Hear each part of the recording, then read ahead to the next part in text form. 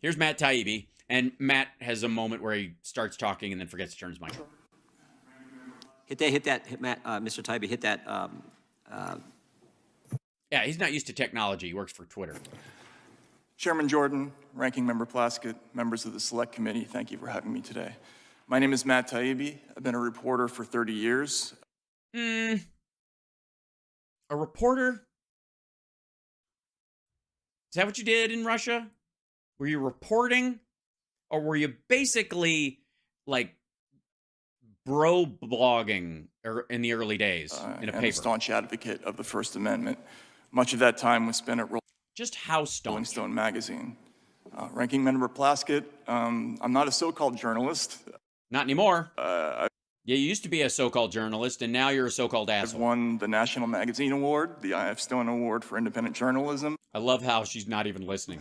And I've written 10 books, including 4 New York Times bestsellers. And that's Jim Jordan laughing, by the way. Also, you do realize that just because you might have been a journalist at one point doesn't mean you still are. And what he's doing for Twitter and for Elon Musk is not journalism. He is a disinfo lapdog.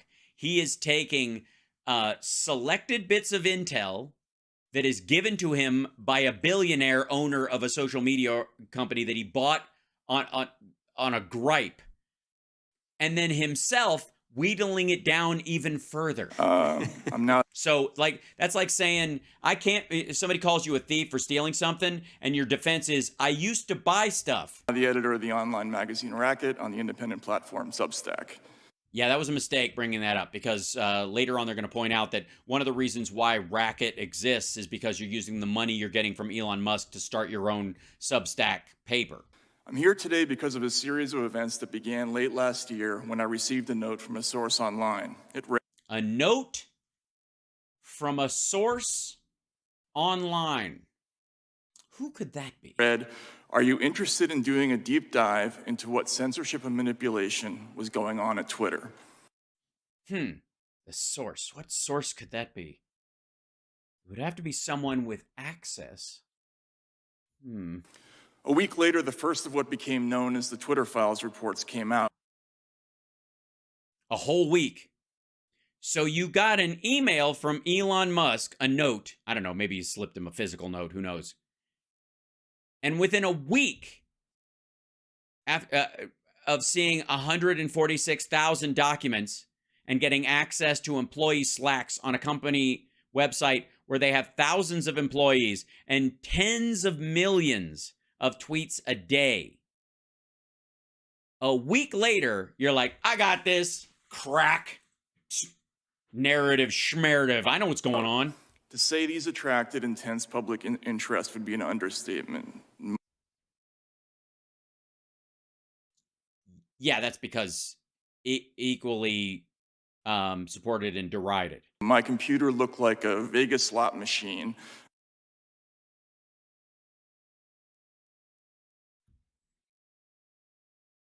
Is he thinking like retweet the hearts and maybe thumbs downs on something else? As just the first tweet about the blockage of the Hunter Biden laptop store.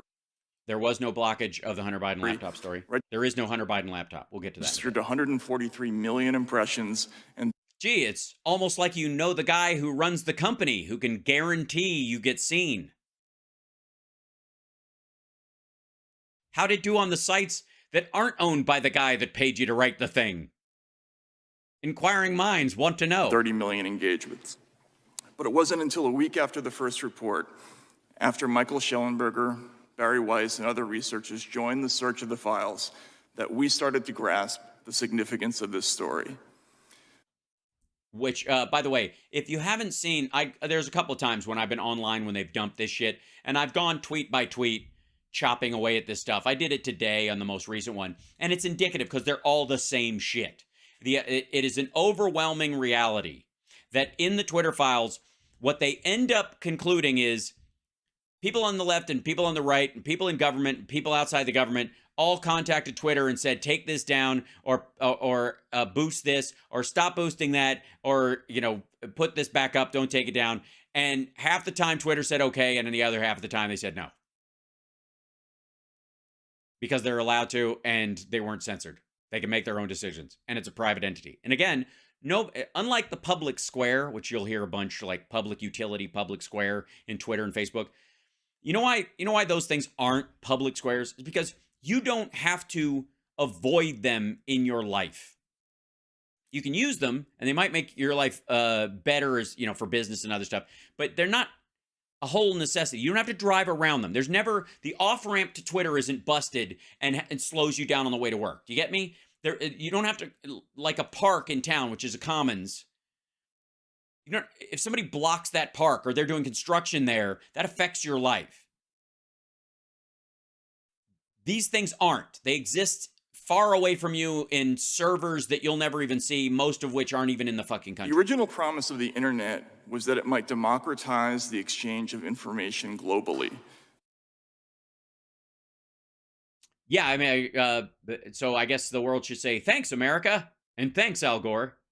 A free internet would... By the way, no, it doesn't democratize it. No. Democracy, where we all have a stake in the game and we all vote because we're equal participants in it.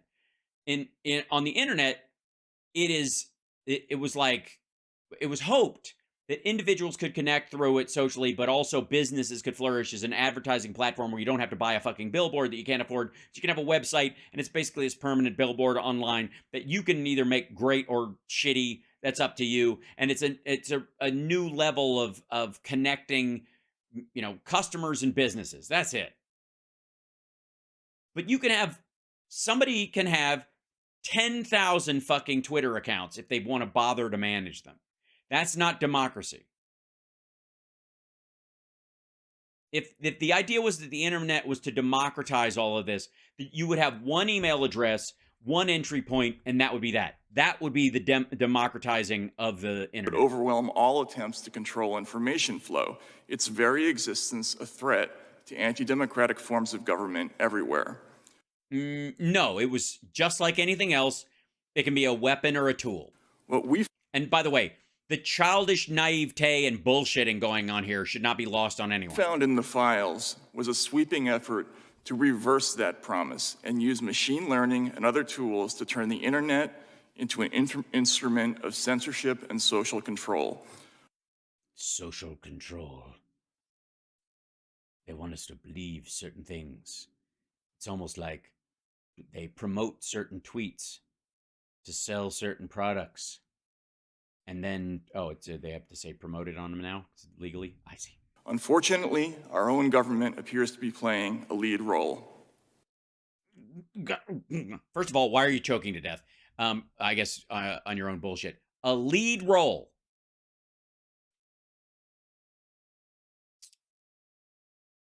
Are they now? And interestingly enough, it doesn't bother anyone that all of this shit he's talking about specifically happened when Trump was president. We saw the first hints in communications between Twitter executives before the 2020 election. Weird. It's almost as if they were aware that there was going to be a problem after 2016. When we read things like flagged by DHS or please see attached report from FBI for potential misinformation. Oh my God. They said please? Well, we all know what that means. Please, which means do it, or you end up with a...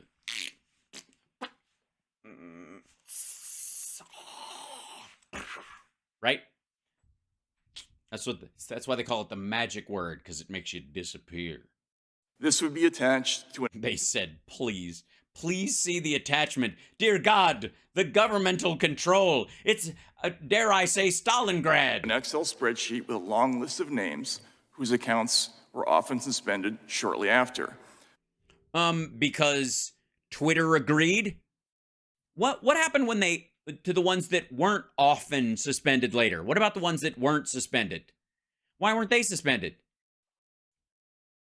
Because Twitter had a different opinion, was allowed to act on that opinion, and there was no actual movement from the government to actually censor or move it to anybody, but there was a warning about the other accounts where actually people were posting intentional misinformation to try and fuck with the election, or foreign accounts which don't get the constitutional protection that Americans enjoy? Again, Ranking Member Plaskett, I would note that the evidence of Twitter-government relationship includes lists of tens of thousands of names on both the left and right.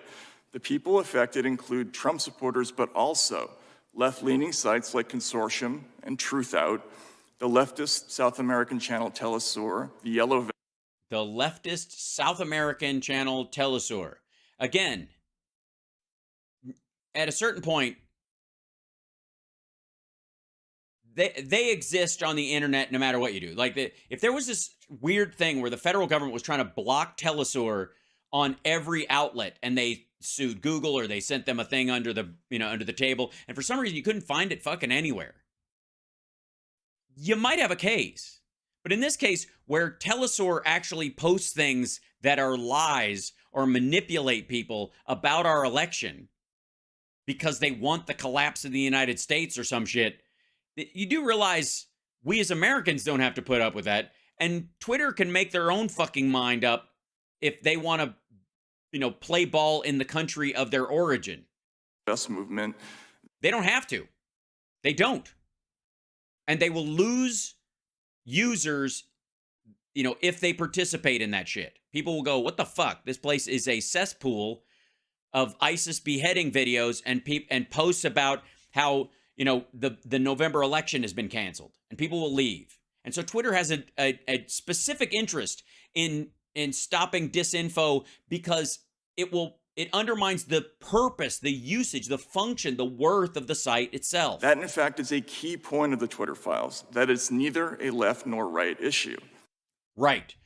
Because it's neither a governmental or private issue. It is up to the company itself, which means there's no fucking there.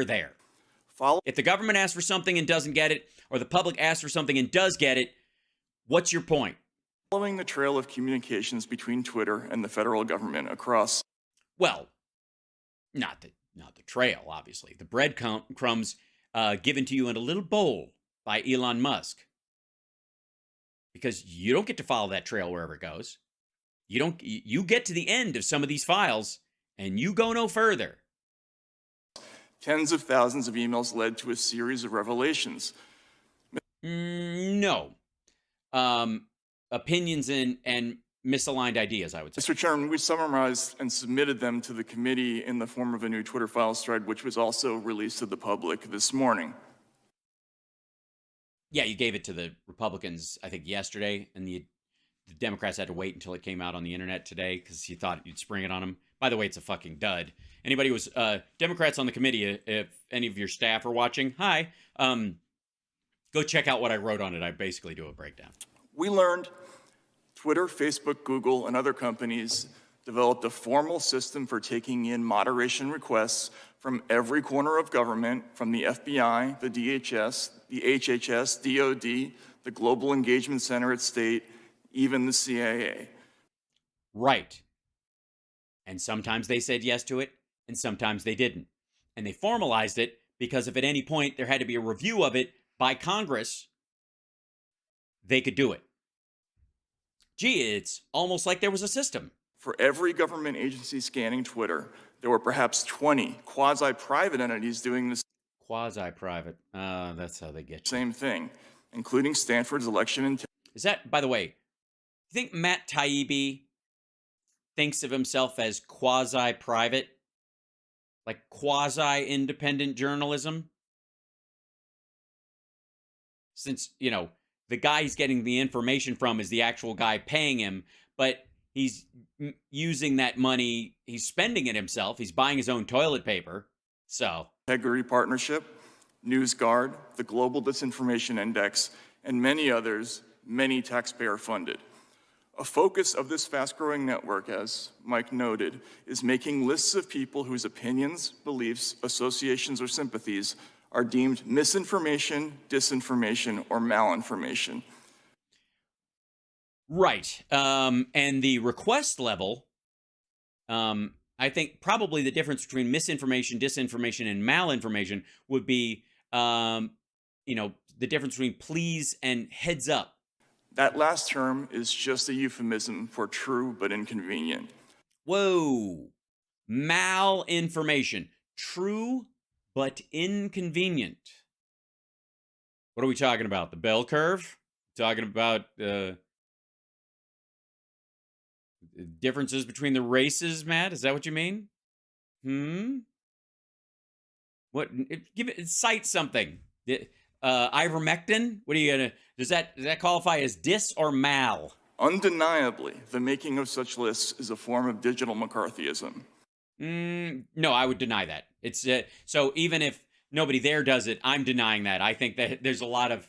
I would deny that right out. No, making that list is not digital McCarthyism because the people themselves will maintain their ability to speak in general. If they get kicked off of Twitter, they can go other places, but they're going to get kicked off those places if they don't know how to behave. In the same way that, like, posting somebody's picture when they write a bad check at a store and saying, don't take checks from this person is not check McCarthyism, amongst the shops on a certain block. They are reacting to the character of a customer they no longer want because that person has worn out their welcome through bad behavior. Ordinary Americans are not. By the way, they can also still go outside and yell at the sky or talk to anybody about stuff they want. They won't be escorted out of a bar for slobbering their bullshit into somebody's ear. Not just being reported to Twitter for de-amplification or deplatforming, but to firms like PayPal, digital advertisers like Xandr, and crowdfunding sites like GoFundMe. Also, these are anecdotal stories about right-wingers who've been kicked off those sites because of things they have done or said. And again, that's up to these things, but it's these companies. That's the price you pay with operating with these other companies. And by the way, if they do it too much, eventually somebody's going to take up that slack, pick up that business. And in some cases, they have.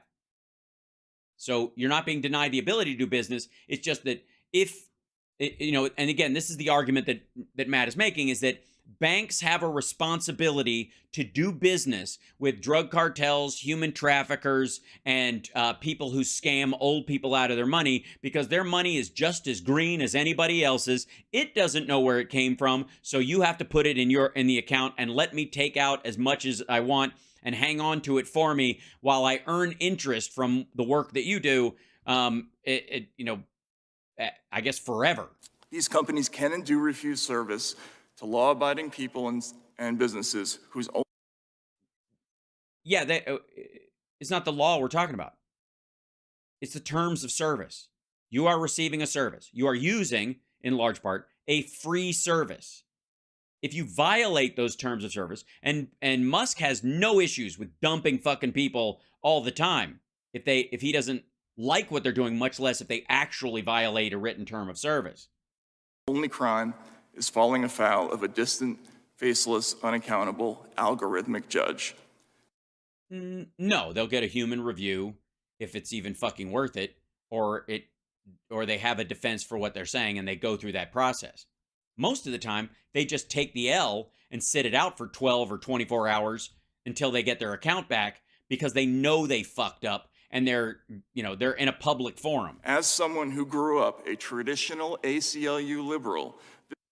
Citation needed. In Russia, by the way. This mechanism for...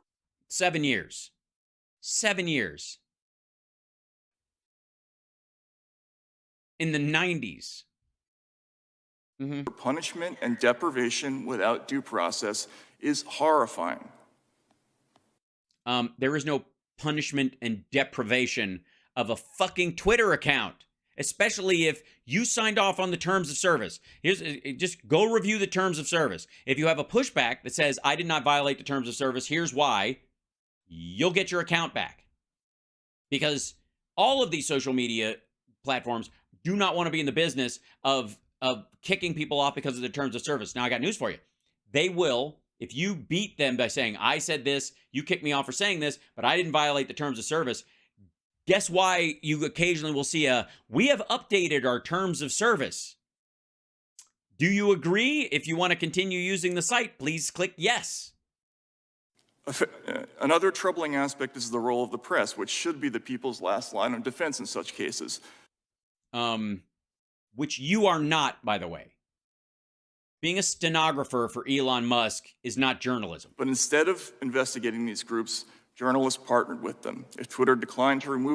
Not the University of Washington. ...an account right away, government agencies and NGOs would call reporters for the New York Times, Washington Post, and other outlets, who in turn would call Twitter demanding to know why action had not yet been taken.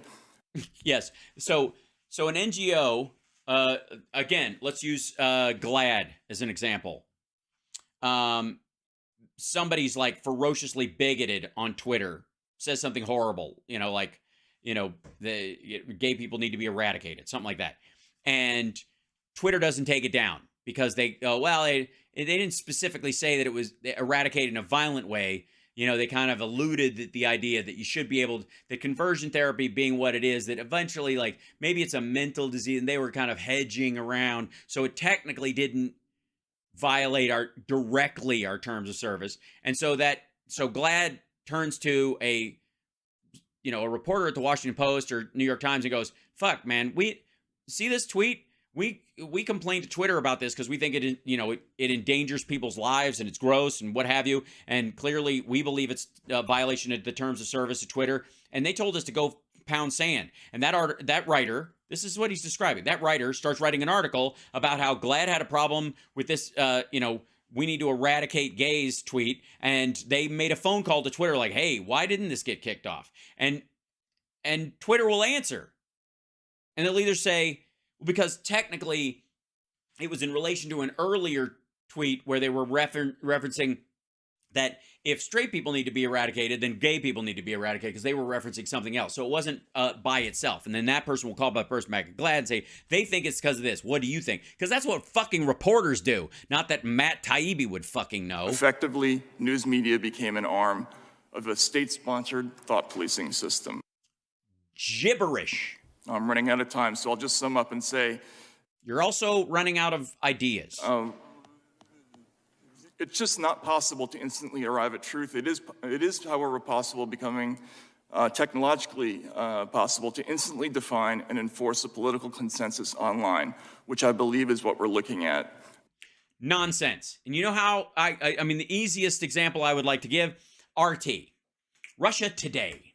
Remember when, and everybody from fucking Door to Noam Chomsky to whoever the fuck else will tell you that, oh, poor RT was censored by the U.S. government and kicked out of the country. When, in fact, RT packed their shit and left on their own after a war had been started by their home country.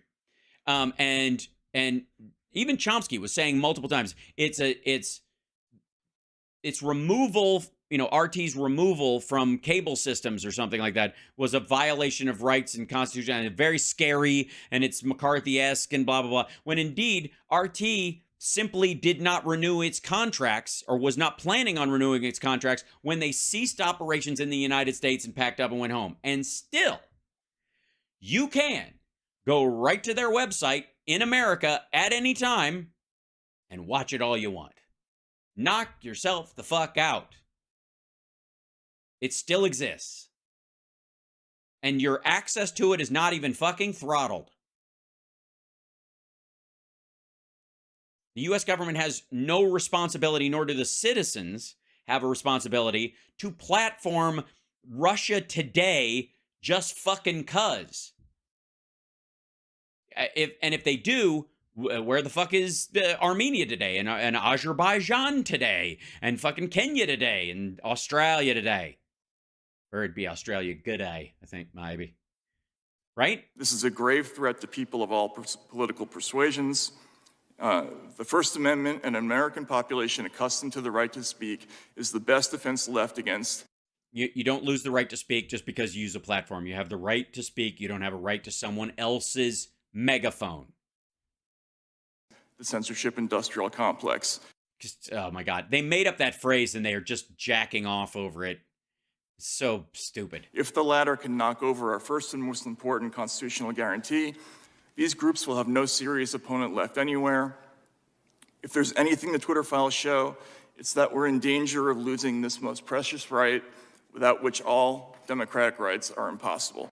Okay, no, we aren't. The Twitter files show no fucking such thing. As a matter of fact, they reinforce the fact that constitutionally, Twitter, as a private entity run by individuals, have the right to get together as a board of people and make a consensus agreement on what's okay in their business and what is not okay in their business, and they can tell people to fuck off or come on in. And the government can say, we think you should kick that person out, and then go, nah, we don't think so. The minute they can say, "Nah, we don't think so," you do not have control. You do not have censorship. You do not have government, puppeteering of information at all.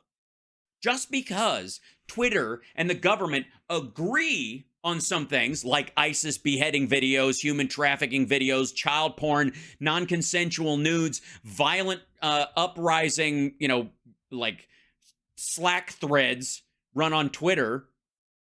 Just because they agree on those things does not mean there's a coordinated act to censor the free speech of ordinary fucking Americans. And again, ordinary Americans did not show up on January 6th and storm the fucking Capitol. Some of the fringe people that were there are ordinary, who showed up and they're on the edge of, they love Donald Trump and they have issues with the border and that kind of stuff, and it really riled them up. But after they watched him, they went the fuck home. And in many ways, they're fucking ordinary. There was nothing ordinary about storming the Capitol, for example. And there was nothing ordinary about coordinating that attack on the Capitol using DMs and fucking Twitter threads. Thank you for the opportunity to appear, and I'd be happy to answer any questions from the committee. Really, that's nice. Well, I appreciate, we were just going to let you go. I mean, honestly, at this point. Thank you, Matt. Mr. Taibbi. We appreciate both of your opening statements. The chair now recognizes the gentleman from Louisiana, Mr. Johnson, for 5 minutes of question. Gentlemen. Okay, so Johnson, well, you'll see. Thank you both for being here. It is not surprising that the minority is already attacking you in its opening statement. We apologize to both of you. You shouldn't be treated that way. Some of the defenders of no, they are being brought as experts or based on a standard they do not represent. And if anything, for the record, if they're being called in the case of the minority leader, the ranking member, if they're being called so-called journalists, it is because in their current job, they are not acting as journalists, and the Republicans on the committee are calling them journalists in an attempt to boost a narrative. big tech and the Biden So it's more of an insult to you. administration, as we know, have worked very hard to cast doubts on the legitimacy of your reporting, and some have gone so far. For the record, I don't know why those guys even bother. I'll handle it. I mean, it's not, I gotta say, sometimes chasing down when I'm doing a live video, it's fucking work because I feel the need to keep the show rolling. And so I'll be looking for a clip to bring up and show you guys, or looking for a piece of information or a news article or something like that.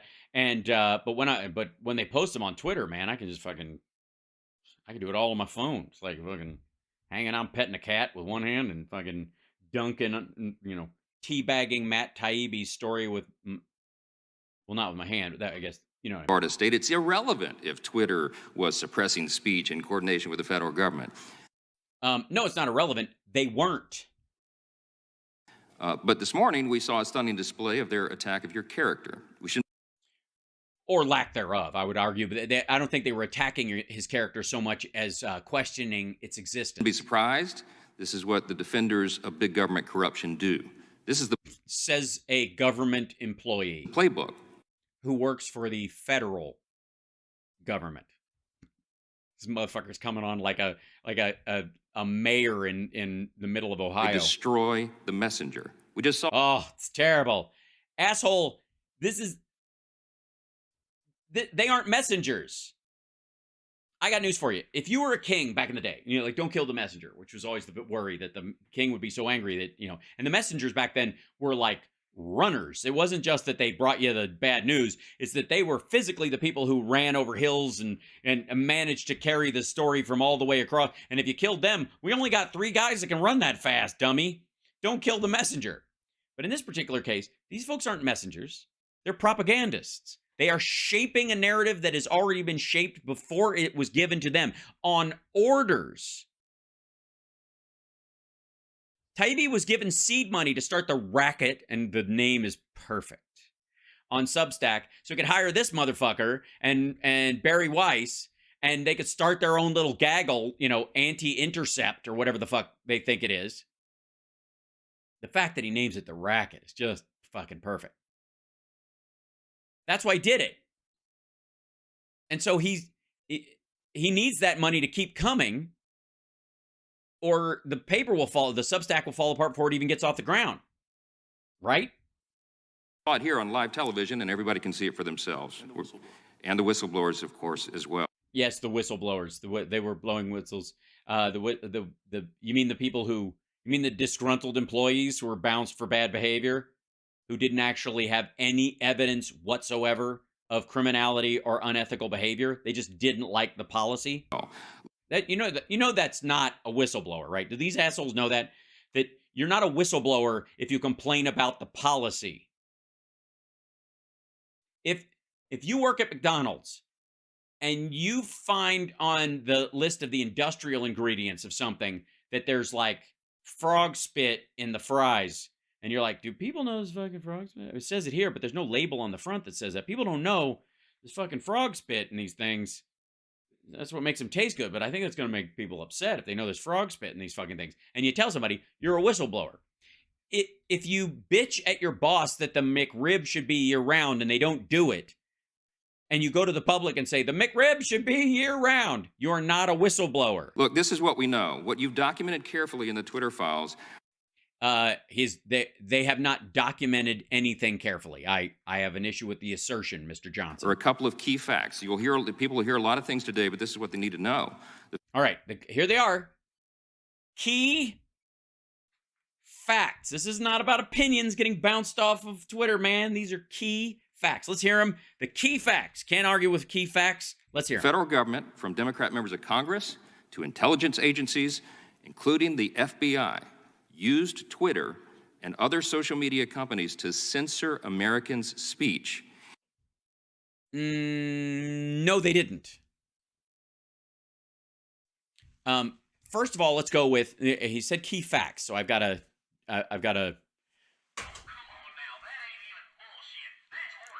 on the first one,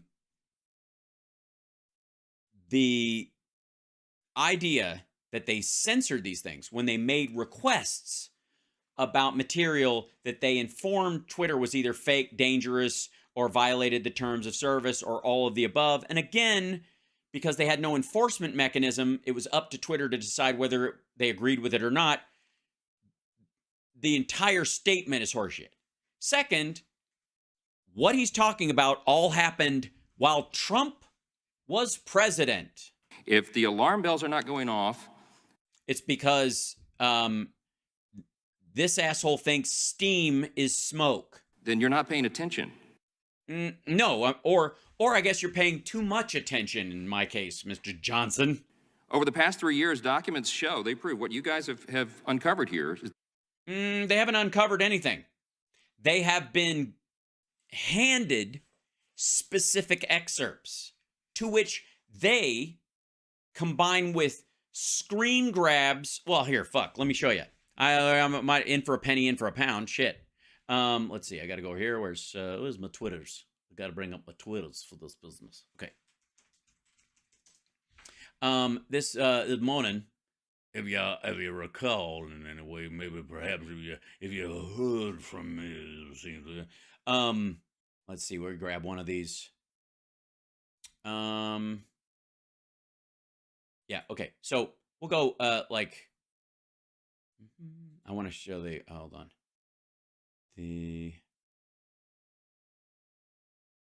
Hold on. See, all the stuff that's coming up is hold on. Yeah. Okay. So here's what I did. That's what I think. Okay. Let's see. Doink. Okay, here we go. So this is Taibbi posted this. This is part of the Twitter files. So let's go back to the Twitter files in general. Let's go like a whole thing up in here. Okay. So let me show you what he posted today. Just in general. This was put out in an attempt to, this is 50 tweets long, this shit. Okay. And this is titled The Censorship Industrial Complex. So they were dumping this phrase, which, by the way, is not going to take off. I'm sorry. I know you're trying. I know you had a branding meeting about this, but censorship industrial complex is a very military industrial complex. Is difficult enough. People even dump down to MIC, and it's KEY. Fucku. The censorship industrial complex is just a dud. It's just a fucking dud. All right.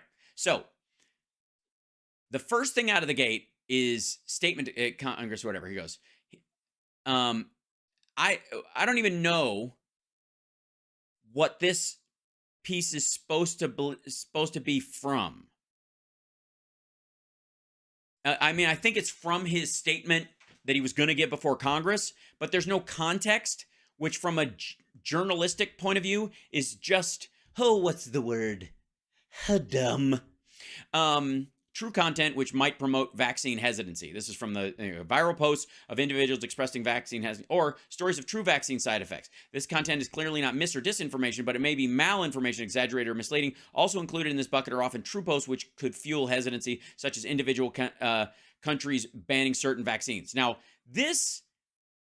where's this from? Because this is right out of the gate. Number one, we're seeing a quote of something. It's being highlighted. And it's a statement to Congress, I guess, from the censorship industrial complex. All right, here we go.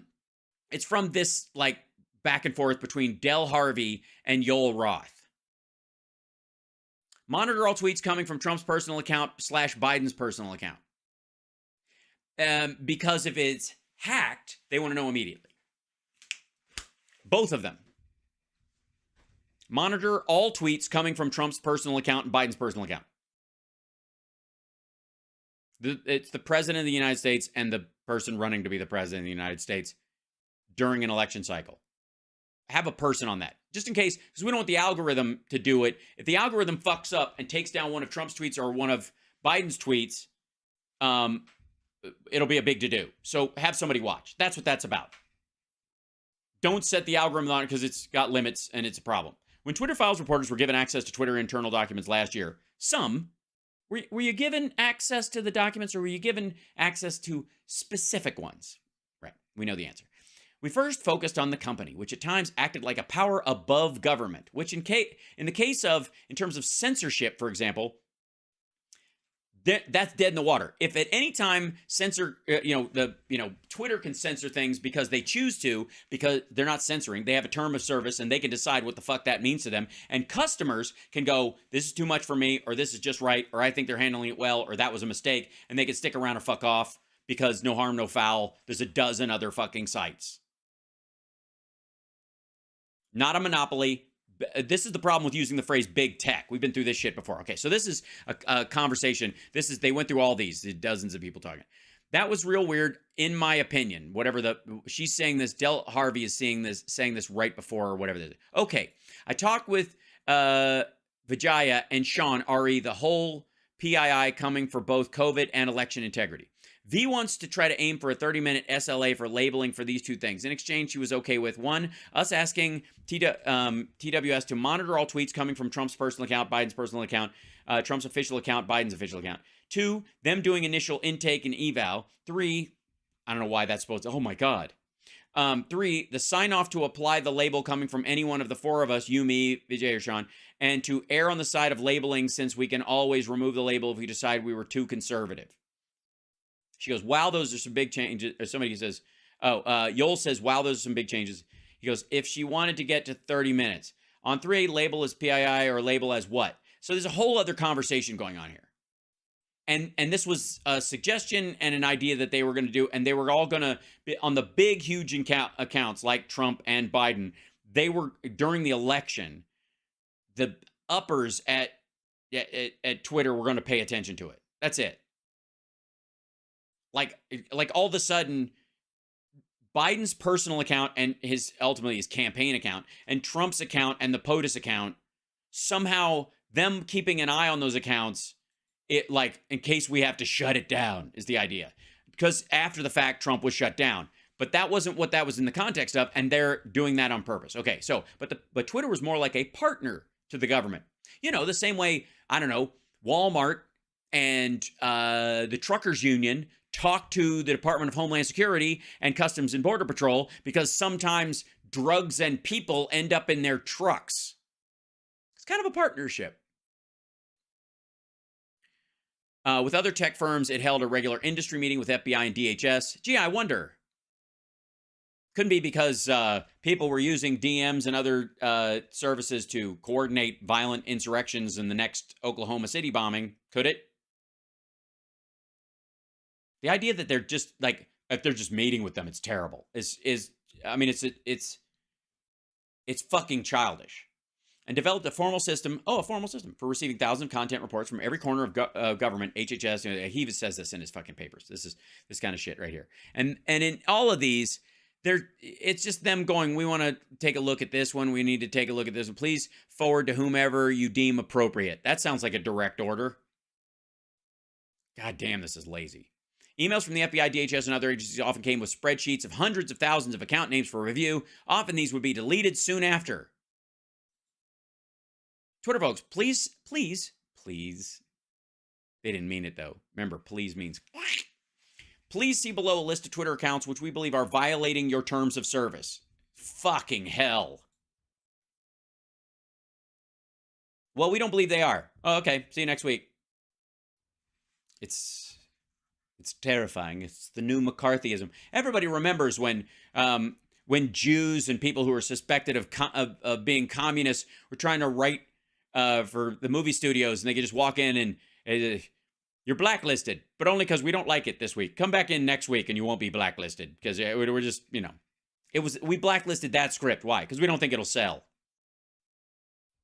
Imagine if McCarthyism boiled down to it's technically McCarthyism anytime a studio doesn't like the series you're pitching but likes the next one. The reason they didn't like the series you were pitching before is not because they didn't think it would fit their lineup, or they didn't have room for it in their lineup, or they didn't think it was right for their network, or they thought it wasn't going to be good, or they didn't like the writing, or it didn't respond well to focus groups or any of that shit. It was because you were a fucking commie Jew. But next week, if you were a commie Jew and they thought it was a good show, you're in. Like, that's the argument here. Many were obvious misinformation. Well, that's nice. That's sweet of you to say. Like accounts urging people to vote the day after the election. But other official disinfo reports had shakier reasoning. The highlighted Twitter analysis here disagrees with the FBI about accounts deemed a proxy of Russian actors. Oh, so they had the right and the ability to disagree? Just like McCarthyism. Gosh, remember back during the blacklisting in Hollywood, where Warner Brothers would just go, that person's on the blacklist, and they're like, we disagree. Fuck. It's just so stupid. There's communication between Twitter and the FBI. It was What? constant. It was pervasive. Yes. And without it, there would be fentanyl everywhere. Twitter was and children being abducted and sold online. basically an FBI subsidiary before Fuck you. Elon Musk took it over. The Twitter You should be so lucky. You know how stiff Twitter would be if it was run by the FBI? We'd all dress better, I would say that. files We'd all look like Holden Ford from Mindhunter. revealed that by 2020, Twitter was engaged in open information sharing with the intelligence community, and now we know there were many intelligence agencies apparently involved in this. The FBI pressured Twitter to act on election-related tweets leading up to the 2022 election. Yeah, just anything that was election-related. You know what I mean? If anybody even mentioned the November 4th, even the week of November 4th, it was basically like election adjacent. We're having a sale on the 3rd. Say, the FBI doesn't want, they want to move Black Friday. They did it in 2020 as well, and Twitter dutifully censored content as a result. And then they dutifully told the FBI to go pound sand in other instances, which fucks your entire premise. Twitter executives restricted accounts. They censored speech that conflicted with the left's narrative. Only when the left's narrative aligned with Twitter's terms of service. If it didn't, they didn't. You're a dum-dum. Twitter has used its internal tools to control and manipulate speech considered misinformation, and who was determining that? It was the government bureaucrats. No, it wasn't. That's why they had to turn to the University of Washington and other medical facilities and doctors and the like to get a consensus view, of which there was a wide consensus. Documents show that Twitter used visibility filtering to restrict certain accounts and posts. Right. We'll let you back on, but we're not going to help you if you're going to post non-consensual nudes again. We're going to keep an eye. It's basically probationary return. You violate the terms of service and we'll let you keep going. And like, we'll take you off for a day or whatever. And then when you come back, you'll be on a probationary thing where you're not going to get boosted. You'll still show up. People will still, if you follow that person, they'll still see what you say. Post and removed people from the platform altogether. Right. Yeah, they removed people. And Donald Twitter Trump. files should be a matter of bipartisan concern for every member of Congress and every... They are. I'm very concerned about how stupid you are and how gullible you are about all of this bullshit. Every American citizen, because it is a bedrock principle of our constitutional system that the government does not get to decide what speech is acceptable or true. No, but it has a say in it when it's communicated on a mass level. And if you call for, I don't know, everybody to gather in Manhattan in Times Square and bring knives, or I guess he's in Louisiana. So let's just say, somebody puts on Twitter, everybody, who's just had it, you're just sick of how things are, just life is driving you crazy, just get the biggest knife you have and drive to Baton Rouge. Meet you there Wednesday at 5. And this motherfucker, if he tries to get that tweet taken down,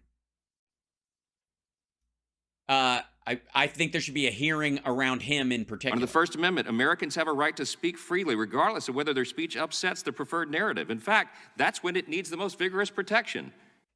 Yeah, but again, opinions are different from than falsified facts. And you don't have the right to anyone's megaphone. You have the right to speak. Go to a bar, hang out, go to a restaurant and talk too loudly. Everybody on the left used to believe in that, or at least they purported to.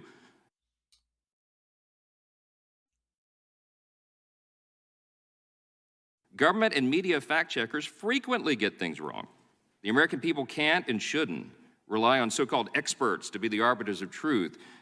Yeah, some of these experts might have said it isn't a good idea to gather a bunch of people who are coordinating to show up with weapons on one particular day when Trump may or may not order them to attack the Capitol. Disinformation boards and the like. All right, anyways, this guy's fairly dull past this point, if I may. I'm going to try and find... Where's he? Hold on.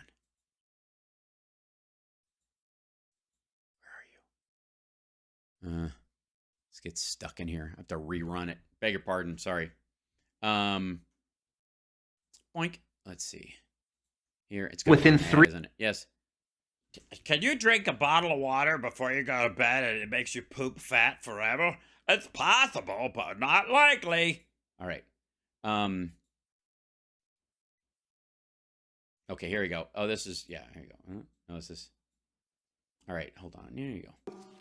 when you release information, have you released any information of, for example, right-wing elements or the Trump White House attempting to moderate content at Twitter? Yes.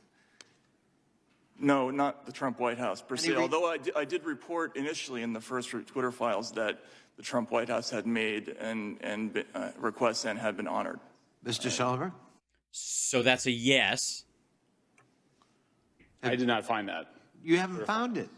So we had a hearing the other day on Twitter, and we had 4 witnesses, 3 for the majority, 1 for the minority, and all 4 testified under oath they had never received a request for content moderation or takedown by the Biden White House, but they did from Donald Trump's White House. And specifically, the case brought up was an exchange between Donald Trump, then President of the United States, and Chrissy Teigen, where he had called her something and she called him something back. I won't repeat it. And this was under oath confirmed. Yeah, that happened. And that the White House shortly thereafter, after Teigen had her email about the president, which was pejorative, that the White House called Twitter to try to take down the content. Are you aware of that, Mr. They also openly threatened Twitter and all social media companies if they dare do that. Yeah, I've certainly heard that in the news, yes. Yeah, but I'm not news, so I don't really pay that much attention. And by the way, Taibbi tries a couple of times to be the more affable of the two. Schellenberger is just bullshitting through this whole thing. But And he's mad about it.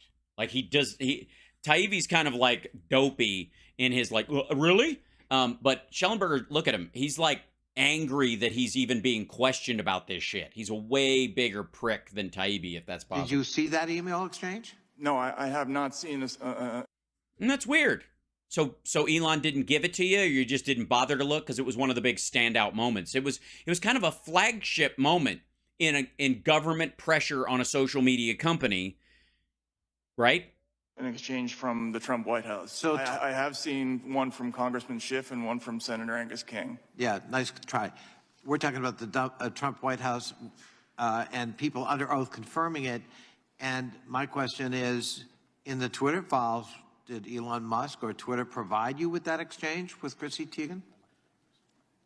No, Jeez, it's weird. Yeah, it's funny. It's almost like that wasn't important to him. but that's probably because the searches that I was making. Well, probably because it didn't confirm the bias that this is all about, as the gentleman from Texas would say, the left attempting to control content, when in fact the evidence is the Trump White House most certainly attempted to control content on Twitter. Mr. Schellenberger, were you aware of that, or is this all news to you? I already answered that question. No, I mean specifically the Teigen exchange. Yeah, the Teigen exchange was news to me. Again, do you believe that? Does anybody believe that? Anybody? Does anybody believe what he just said? That Michael Schellenberger wasn't aware of the Trump-Chrissy Teigen exchange and the follow-up on it, especially because they were taking on this particular project. Bullshit, Schellenberger. I'm calling you out. That is a lie. I'm probably mispronouncing her name. I'm sorry. Teigen, I believe, is her preferred pronunciation. Let me ask, have you combed the so-called Twitter files to look at other examples that aren't about the Biden White House or the FBI that might in fact involve people from the right ideologically or from the Republican ranks? Just to be fair. Well, again, Mr. Congressman, I mentioned before, we're focused not on the Biden administration or the Trump administration. In fact, You can't, because the Biden administration hasn't done it. The Trump administration has done it. If you focus on either of the administrations, you will point out that the only time the administration of the President of the United States tried to impact and threaten and cajole a social media platform based on the content available on the platform and try to remove someone's voice, it was only Donald Trump. just this morning, we released an exchange where Twitter talked about vetting the accounts of both Mr. Biden and Mr. Trump. No, they didn't. No, they didn't. We just looked at that. What did they say? What's the difference between the word vetting and monitoring? It's a difference. Vetting sounds like to me that Trump and Biden both had to get like an okay to tweet, right? So Matt is lying. Truth, the whole truth, and nothing but the truth. And there was nothing of the kind in what he's actually fucking saying.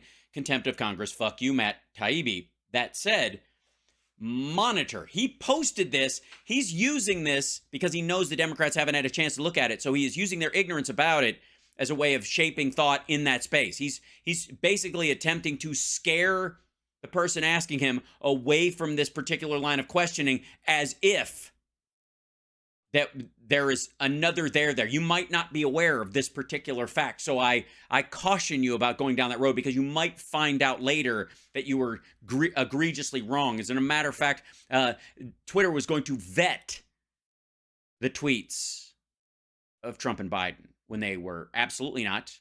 This is a single exchange of one person's interpretation of a conversation about their internal. This isn't even actions they were taking. This is just them looking at these big accounts and having somebody high up at the company paying attention. So if they get hacked or they get taken down or they get flagged by the algorithm or fucked up, they can be on it right away because it's in the middle of a fucking presidential election. But meanwhile,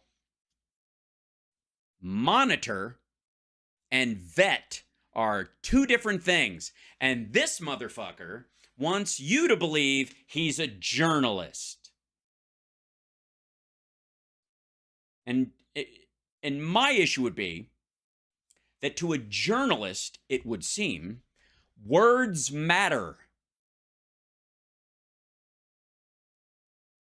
Especially when they are obviously, and rather weakly, I might add, used to manipulate one side of a circumstance based on a conversation or debate, based on the lack of information the other person has that you know they don't have, so that you can lie about what's behind curtain number 2.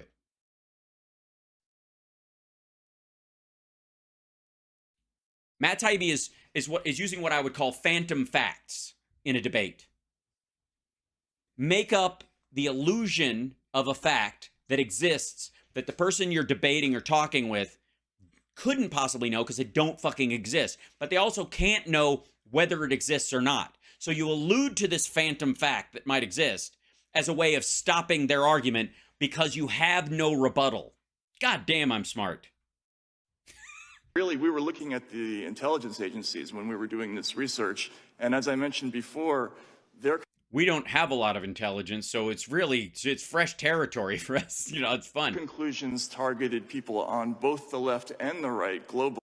And also were successful and unsuccessful at getting accounts flagged or removed or taken down based on the terms of service, because it was always up to Twitter in the first place. And so ultimately they had more power over it than the government did. End of story. Boring. Sorry to take up all your time. We now call it, I guess, the committee to close. What do we do? Prayer?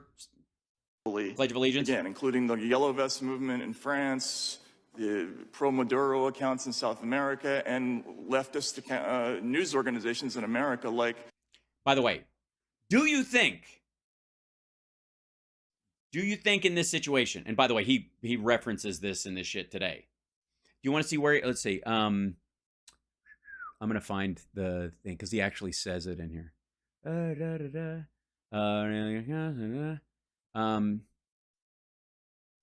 Oh yeah, this was one of my favorites. You guys want to see my favorites?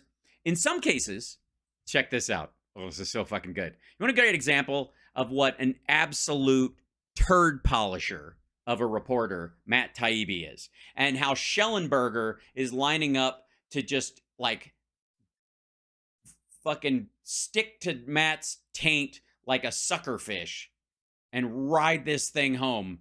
Just fucking embarrassing. In some cases, state reports didn't even assert misinformation. Here, a list of YouTube videos is flagged for, quote, anti-Ukraine narratives. Russian mogul Yevgeny Prigozhin's internet research agency was responsible for the following content, which highlighted predominantly anti-Ukraine narratives between April and May 2022 at the following address, the specified platforms. Fucking Yevgeny Prigozhin. Number one, the head of a Russian mercenary group does not enjoy the free speech protections of American citizens. Doesn't have it. And there is specifically reason to believe that his anti-Ukrainian narrative is propaganda put out by a mercenary group that at the time, think about when this was, April to May, this is when they were fucking and killing people in Bucha, and not in that order. Where they were slicing up children and filling mass graves and raping people and abducting kids and women. And that during this time, and Matt Taibbi's example, like, you've got hundreds of thousands of fucking pages, apparently, of the government overreach. And what did he find? What has he discovered? This is the smoking gun, is that the U.S. government told YouTube, The Russian mogul Yevgeny Prigozhin's internet research agency was responsible for the following content, which highlighted predominantly anti-Ukraine narratives between April and May of 2020, and the following addresses on the specific platforms. These are gone, by the way. They're shorts that were put up. They were not targeted because they are just anti-Ukraine narratives. There is no evidence. That was just the way they were described at base. It's not, you can't be, there's no law against being anti-Ukraine, quote unquote, in the case of this. And by the way, at a certain point, anti-Ukraine narrative isn't even the anti-Ukraine war narrative or Ukraine support narrative, but an anti-Ukraine one, which sounds a lot more like aligning yourself with Putin's idea that Ukraine shouldn't exist and the Ukrainian people should be genocided.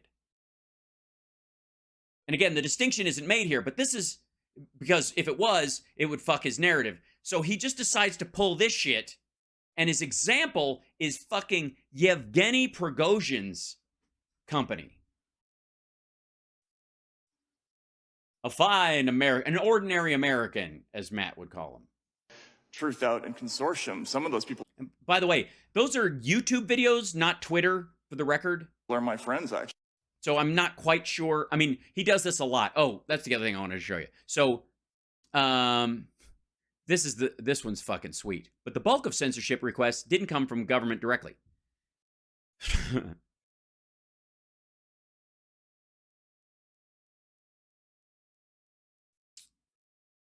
Okay, you can't censor illegal speech, mainly like death threats and child porn and the like. It's also not censorship if you call someone's attention to a violation of the terms of service and the company acts on those terms of service because the person who is engaging in the space is acting in a way beyond what they agreed to when they entered the space, right? No shoes, no shirt, no service. You walk in here, you take your shoes or your shirt off, we can kick you out. You don't lose your right to a free association at that moment. You agreed on the terms when you entered this private space, right? We get that? Okay.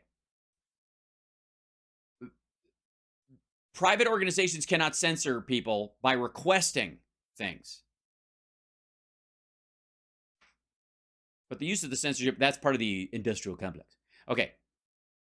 Asked if Twitter's marketing department could say the company detects misinfo with the help of outside experts, a Twitter executive replied, are you comfortable with marketing talking about misinfo by saying that we detect it through ML, human review, and partnerships with outside experts? I know that's been a slippery process, so not sure if you want our public explanation to hang our hat on that. Can we just say partnerships? Not sure we describe the FBI, DHS as experts or some NGOs that aren't academic. Again, this is definitely a guy who takes orders from the fucking FBI and the DHS as experts. And that's, by the way, nerd talk for they're too stupid to know. We know better than they do. But whatever. Again, it totally sounds like Nick Pickles is fucking shaking in his goddamn boots at the idea of talking shit about the FBI. We came into this group NGOs where there's a whole thing. Let's see. Twitter 2022. Working group, yeah, there's Hamilton 68, blah, blah, blah. We're talking about Clemson's Forensic Lab. NGOs, there was one, yeah, the Aspen group, and they go through this, like, talking group, and they people, like, and they didn't act on half this shit. Like, you take stuff discussed at a forum about what could possibly solve this, and then you take one of the possible solutions somebody suggests and write it down like it's a fucking law now. Let's see. Same FBI invited the same experts, blah, blah, blah. Fine. Okay, blah, blah, blah. The Twitter files show principles. Incestuous, self-appointed truth squad moving. Yeah. Thank God there's no, like, incendiary narrative in any of this stuff.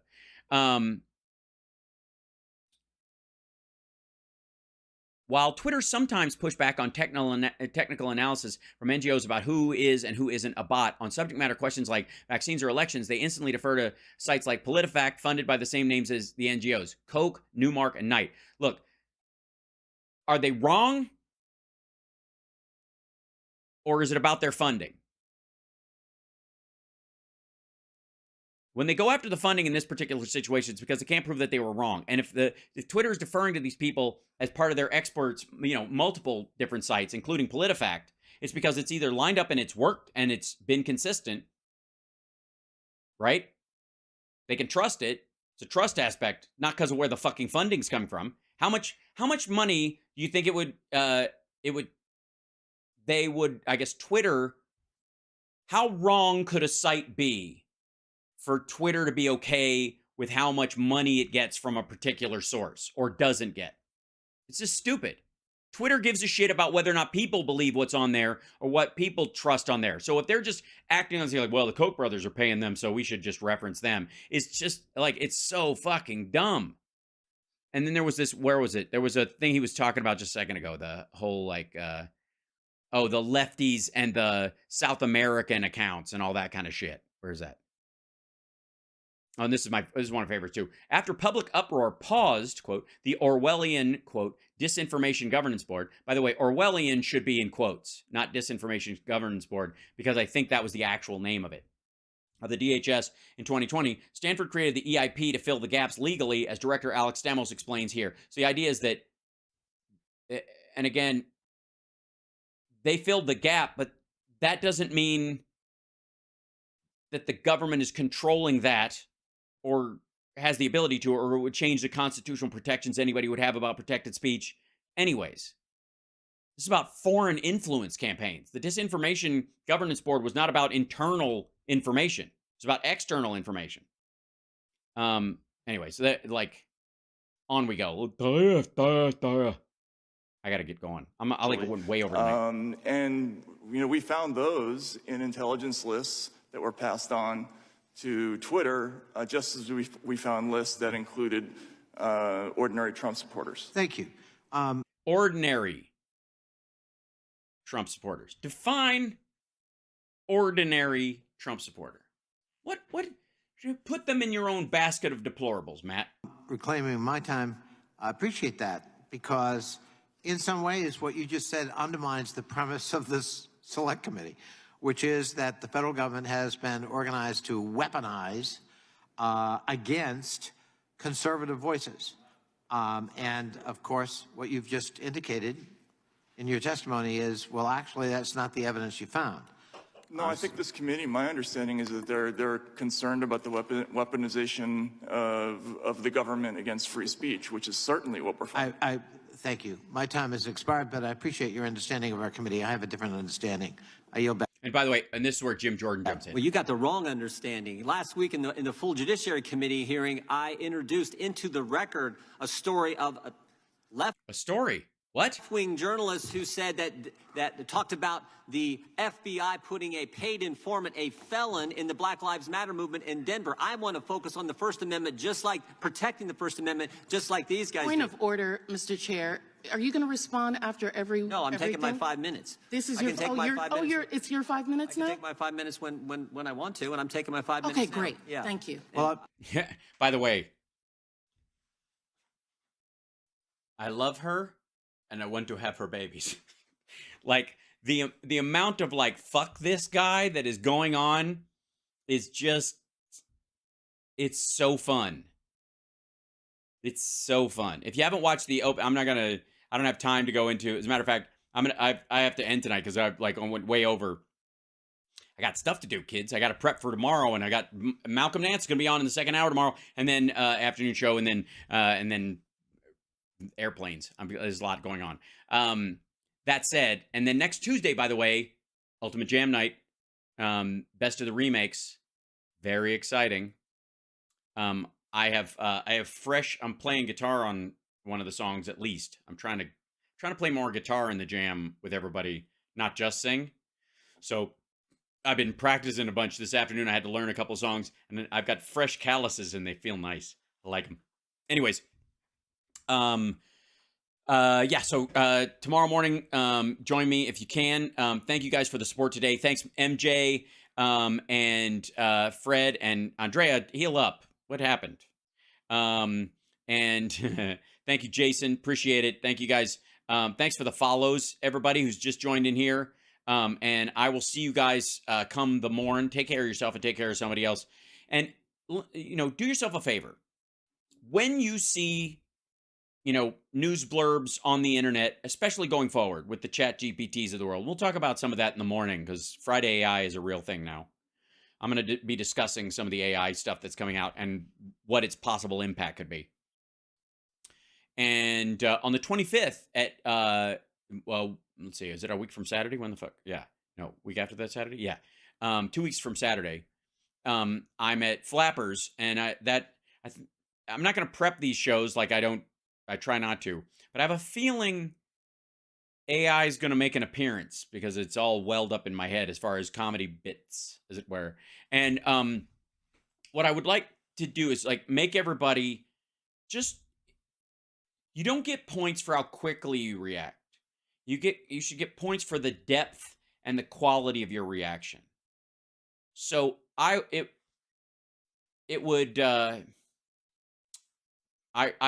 dutifully request of you and ask, please, just like an FBI agent emailing Twitter, please, when you see a spiky piece of information, either stuff you're upset about, you don't like, or especially stuff where you're like, oh hey, and you're like, this is finally, you get all excited about it.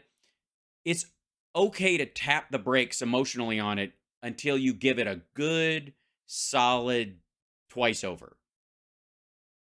Okay? I'm giving you that permission. I don't think you need it, but in case you did think you needed it, you now have it.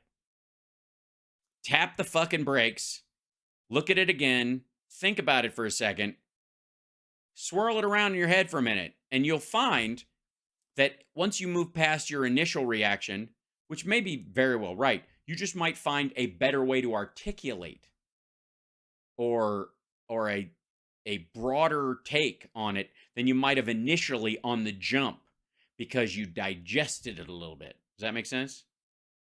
It should, because you guys watch this show, and that means you're good people.